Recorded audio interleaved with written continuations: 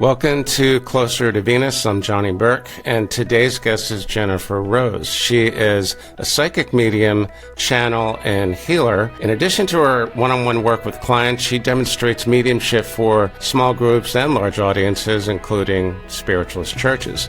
In this episode, we'll discuss her experiences as well as what she's learned from the spiritual realm. Jennifer, welcome to the program. Hello. Thank you for having me.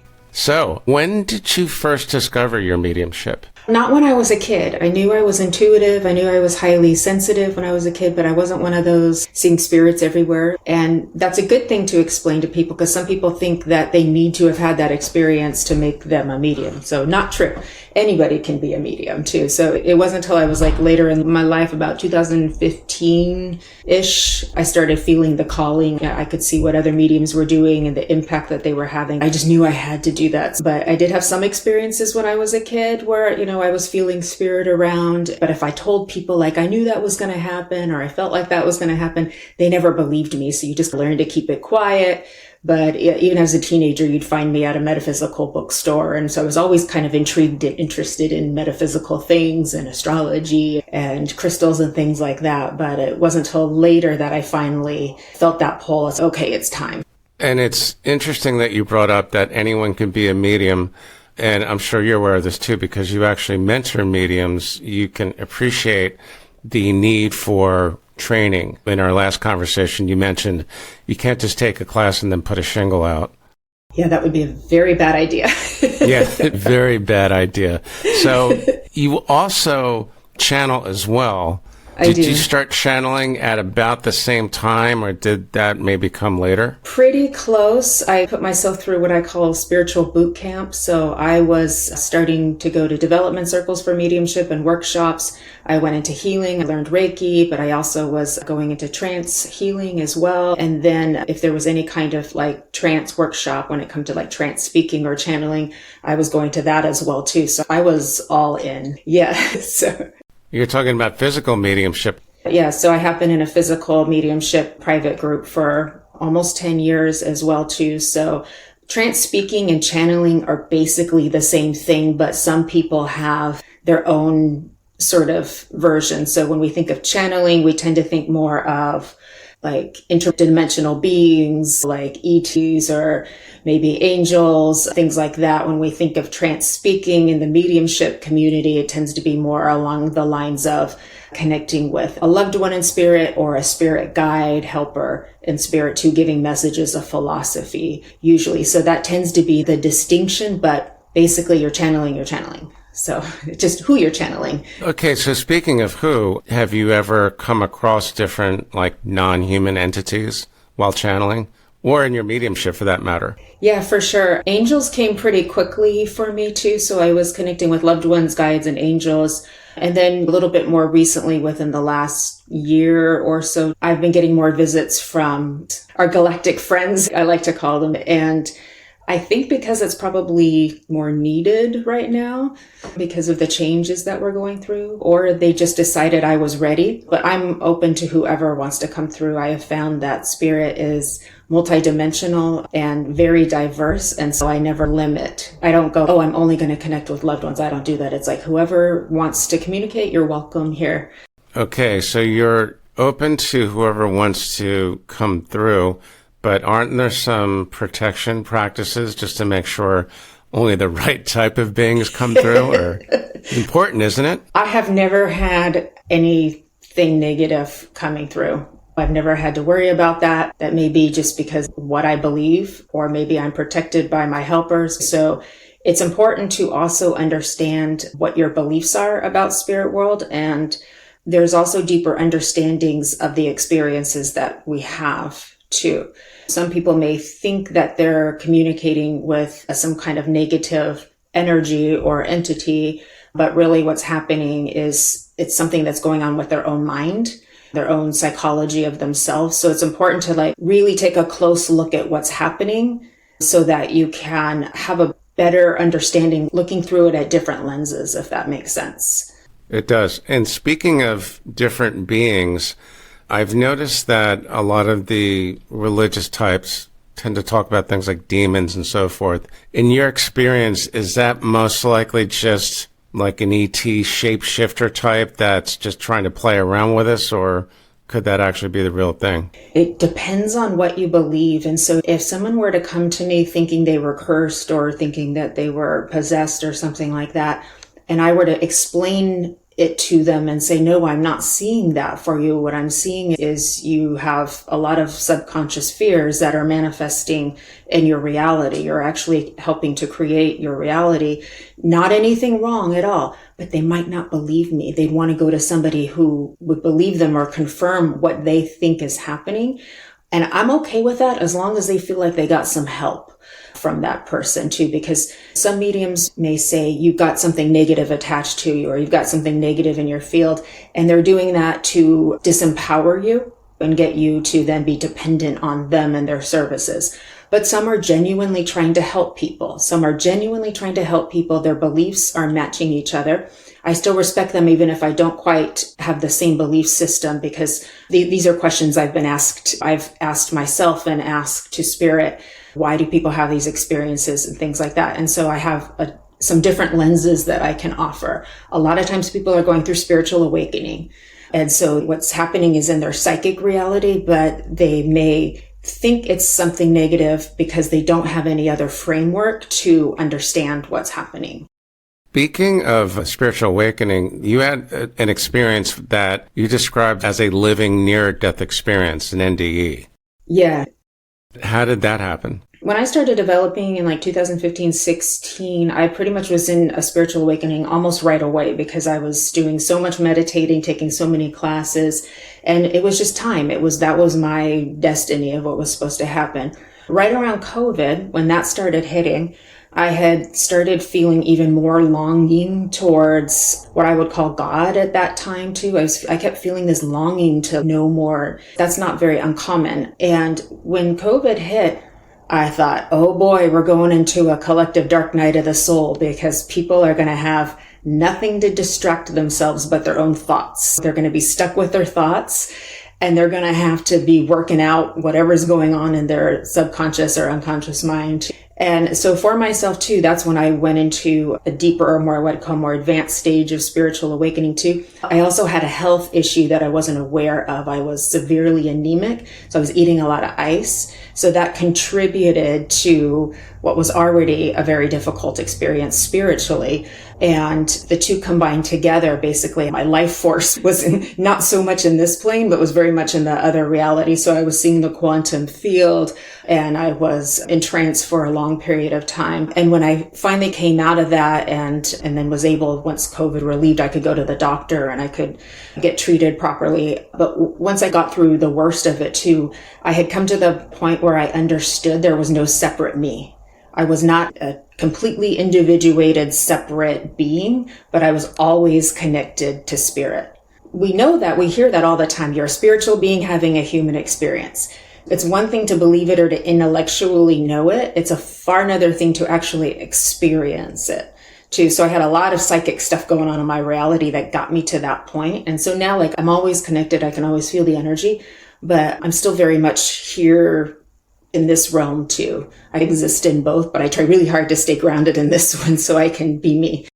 You mentioned something about being in trance. Were you able to just go into the trance state for like really long periods? Oh, yeah. How did that work? Yeah, I was streaming information. I was tranced out for hours.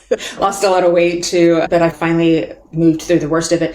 Shamans will go through this too. This was more of a Kundalini awakening for me also. So it was like very much an energetic transformation that was happening within my system. But if you think of a shamanic initiation, they go down into the underworld and they have to face their darkness, and their psyche's going to give them scary things happening and stuff like that too. That's all pretty common, but it's just a way of basically helping you to transcend duality. Now, do I consider myself as completely enlightened and transcended duality? No, but I made a lot of progress. So somebody who has an NDE, they may come back like me with a lot more healing has happened, but they still have some work to do. Some people may come out totally like the whole house got a cleaning. So it just depends on who it is, but I've never been the same since. You mentioned something a moment ago, which I think was a reference to entity attachments.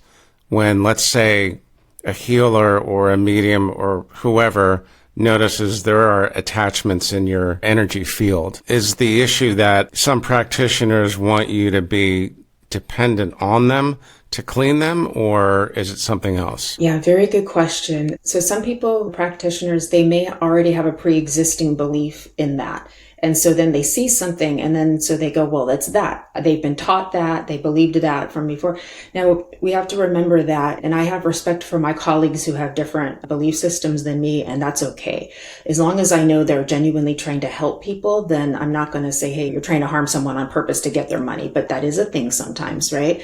It's very important that anyone who's in healing work like this, whether you're a medium or a healer or psychic, whatever, that you're doing your self-development work. So you have a nice clear channel and your own stuff is not interfering with what's happening with that person. So like that's in first and foremost.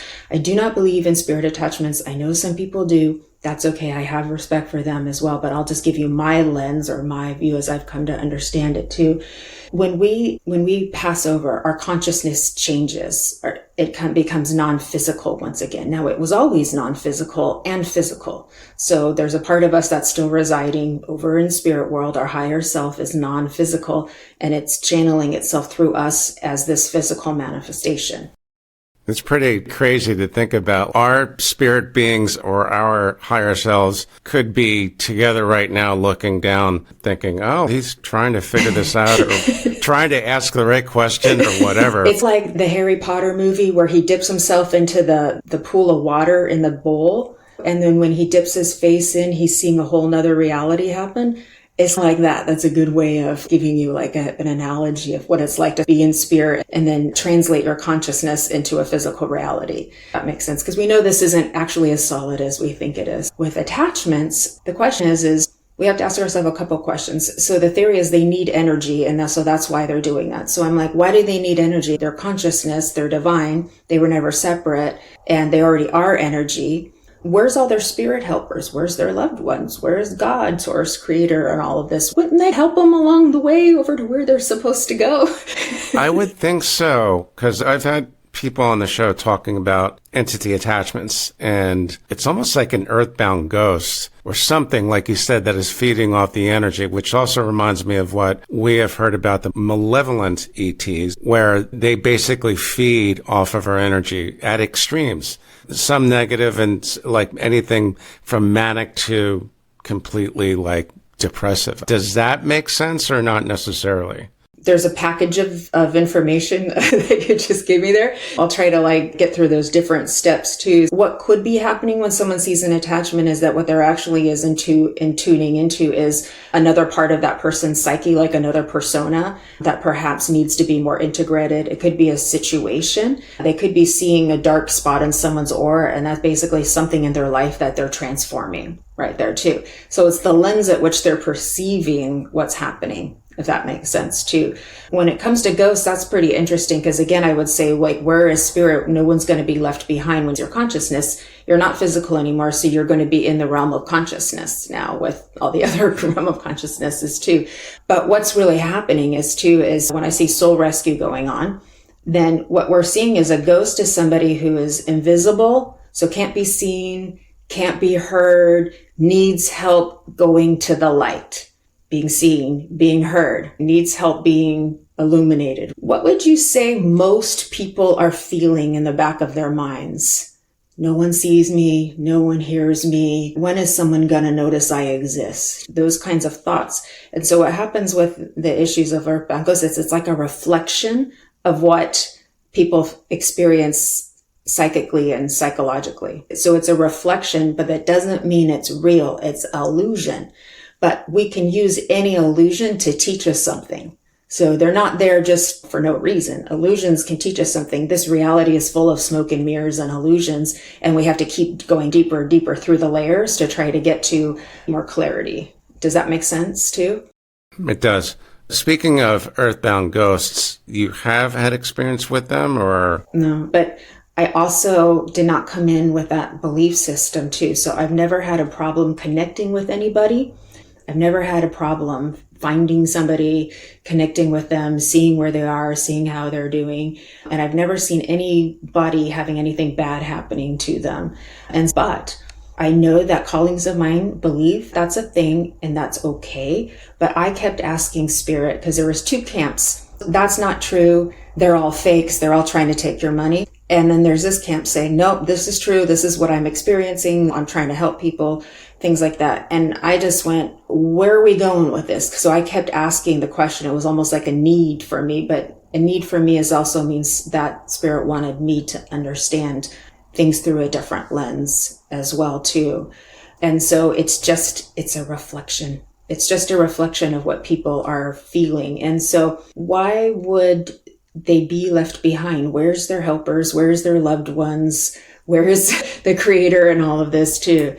I would think the same thing, like you said, we're the helpers, we're the guides, we're the power animals or whatever. I would hope that no one gets left behind, but I've interviewed some people that one, his name is Rob Goutreau, he's a medium, pet medium, but also gets called in to do paranormal investigations. And one of the things he noticed was there was a disturbance at the site of where Lincoln was assassinated, and it turns out to be haunted by the ghost of John Wilkes Booth. Apparently he hangs out in the gift shop of the theater, and apparently he didn't want to cross over. He was a nasty man then, and he's apparently a very nasty man still. That was his shining moment, and he doesn't want to move on. So what we're driving at here is that if someone does not believe in earthbound ghosts as a practitioner, then they're probably not going to experience them.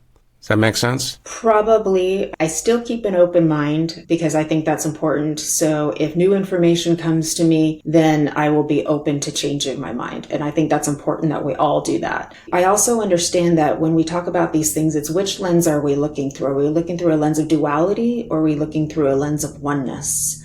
That depends, because if we're looking through a lens of duality, it's a little bit more fear-based.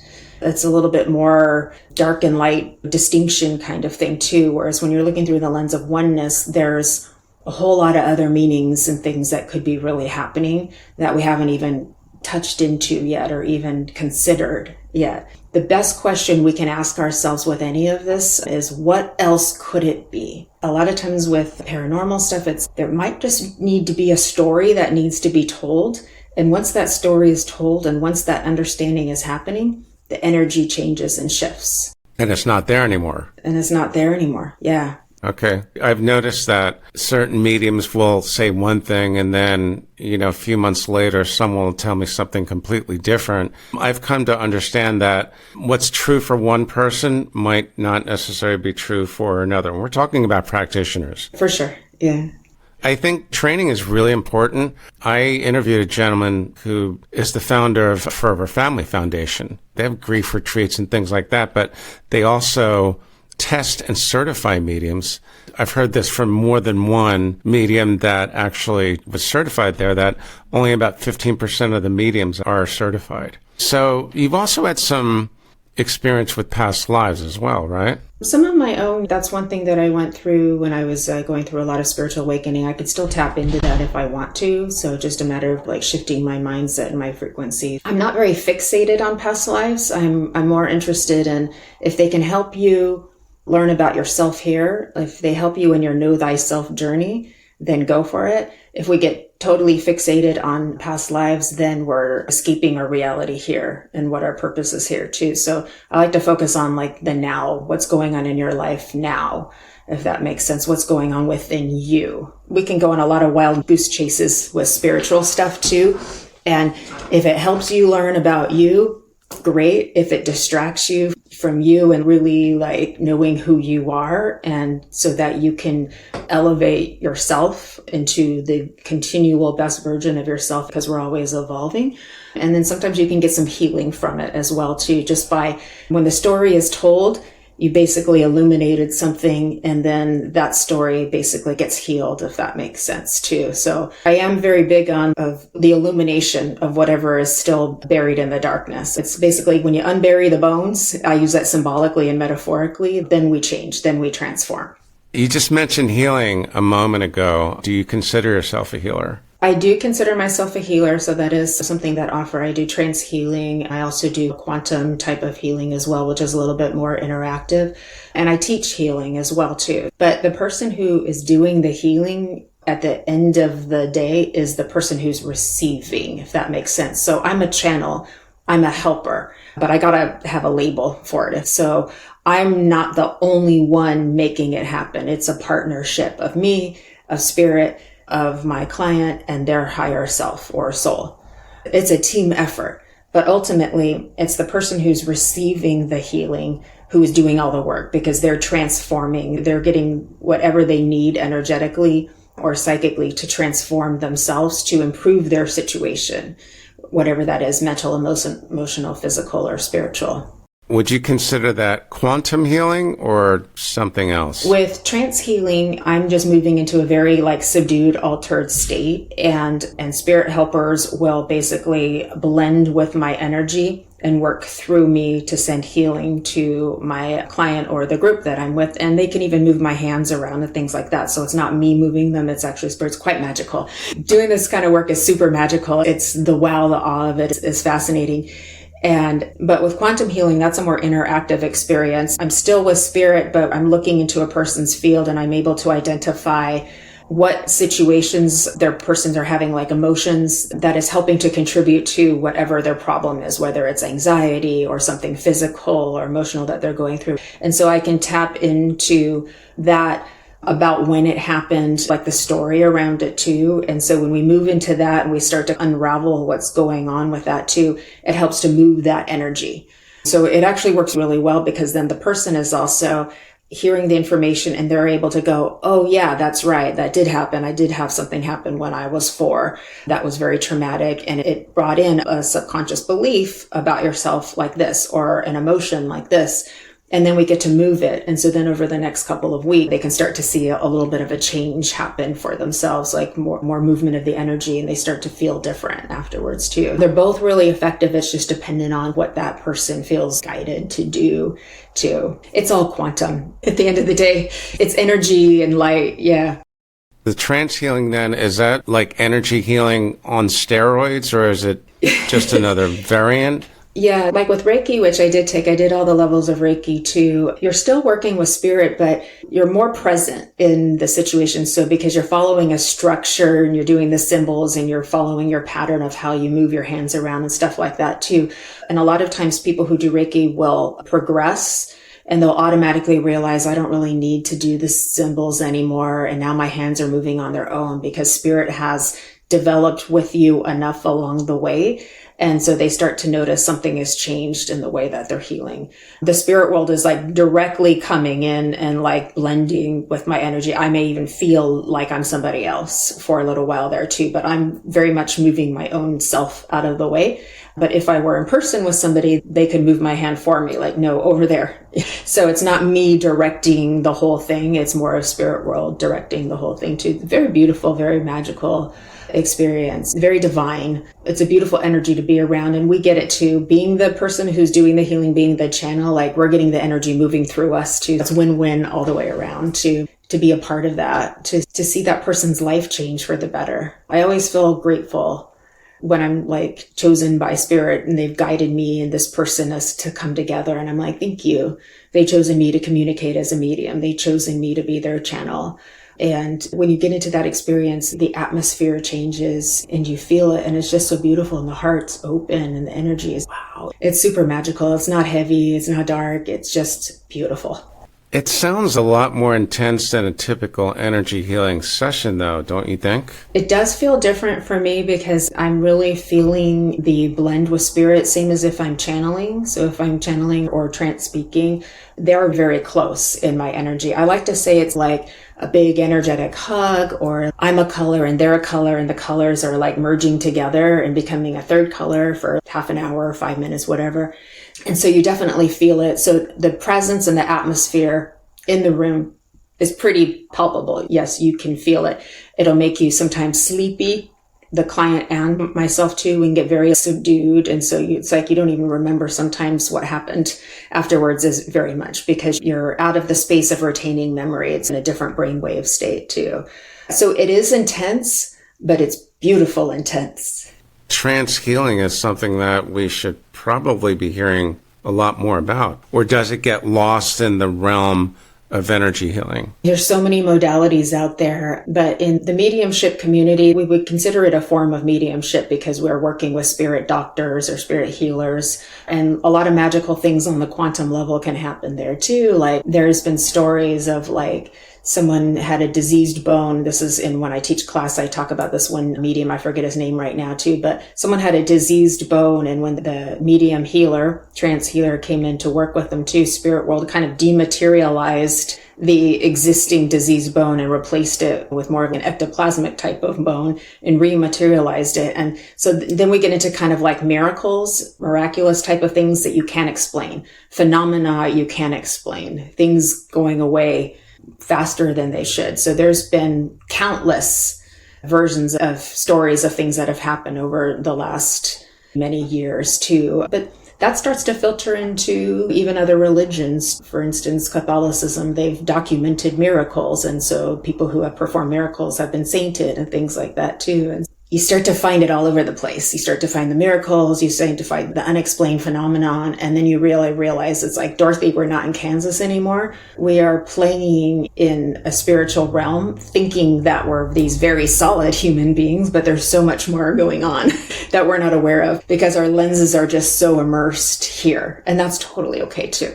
And it could be that some of these miracles that you just mentioned that are documented in the Bible could have been energy healing or trance healing or something like that.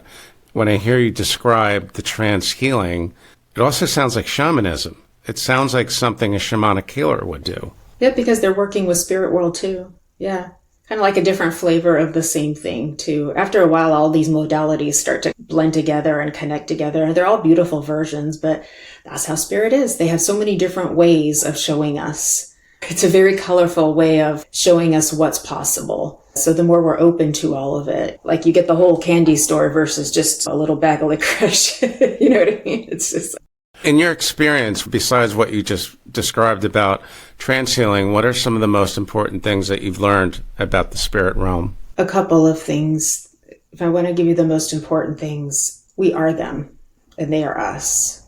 They say that again, again, and again. That it's just we're having a different experience. We've got our head in the pool of water, like in Harry Potter, right? And they're still there above too. And so every time they come through, they're like, don't put us on a pedestal because we're the same as you. You're our friends, you're our brothers, you're our sisters. We are you too. And the other thing is that they see us in our perfection. So we are not judged. That's the lens of oneness, is non-judgment and total compassion.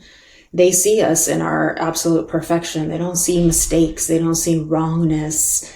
They see the truth of who we have always been and always will be, which is like the light of our being too. I had an experience with this when I was in the dark night of the soul. I was doing a little bit of a cosmic purging, you could say, of old beliefs that were playing out and I was hearing all these negative beliefs about myself, and I was curled in a little ball. And I had stopped resisting it because what you resist persists. Anything you run from will chase you. I always like to say it will come after you. So I had just given up and was just allowing all of the negative thoughts to happen. I'm just like, yeah, give it to me, give it to me. And then it just stopped. When I stopped resisting, the thoughts just stopped and everything changed. And I saw my whole life as it really truly was, which was I had been a beautiful and kind person and loving person my whole life. And any mistakes I felt like I had made were insignificant compared to the truth of who I was and who I tried to be. And then I became keenly aware that we are all surrounded by loving beings and that's what they see. Precious, beautiful, perfect. So this is the higher truth of all of this. We live in a realm of duality, so we're going to experience contrast, totally negative, positive, all of this. I totally get that too. I understand how bizarre and absurd the spirit world can be. It's an Alice in Wonderland when you go down the rabbit hole. But the container that all of that is in is the oneness. And the oneness is the divine, and we are all part of that divine. And at the end of the day, we will come back into a consciousness and the full understanding not under the veil anymore of who we are in addition to our personality. Because we're so identified with our personality, we forget that we're spirit too. If you had to really quiz the population and you were to ask, are we humans having a spiritual experience or a spirit being having a human experience? What do you think they would say? I think you'd have a combination. In spiritual land, as I like to call it in my community, we would say the latter. We would say spiritual being having a human experience, but a regular person might say, no, I'm human and then I'm having a spiritual experience too. But I would say neither are wrong. They're both right. The spirit realm is full of paradoxes. So when you're looking for truth, the answer is going to be yes, no, maybe, so, not really, exactly. Just what we need. There's a lot of absurdity and a lot of paradoxes to go through too. And it gets really confusing if you're searching for truth. And then sometimes you have to let go of your attachment to it. But what's been consistent for me that I can share with you is that we are them and they are us. And they see us very differently than we see ourselves and each other, which is through the lens of divine oneness. There is so much going on that in our human framework, we'll probably never be able to touch even a portion of it. So to put a big question mark around that and just say, I don't know everything, but what a mystery it is, right? And accept that not everything is going to make sense. After a while, when you've been through a lot of transformation, you realize that nonsense is actually more logical than trying to make sense of things. Nonsense actually starts to make sense. We are them and they are us. Yeah, we're them and they are us. Yeah. It's a huge realm. It's infinite. So I have the infinity symbol on my website too. So I understand we live in infinity and infinity is beyond itself even too. So that's just, it's so vast, but we are the vastness, right? We are the vastness. We are all of that. It's incredible and mind boggling. And when you go down this road, deciding you want to be spiritual, doesn't mean you have to be medium, but if you want to be spiritual, you will be tested. You'll go through a lot of transformation in order to help you make peace with duality and understand it on a deeper level. And then you just be like, okay, the nonsense makes more sense than making sense too. But it's all wrapped up in love. It is all wrapped up in love. And there is no place that love can't be found. That's the test of it all. If you look hard enough, you'll find it.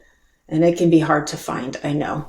Yes, in the world we live in currently, yeah, it's definitely a good observation. Yeah. Hopefully that changes.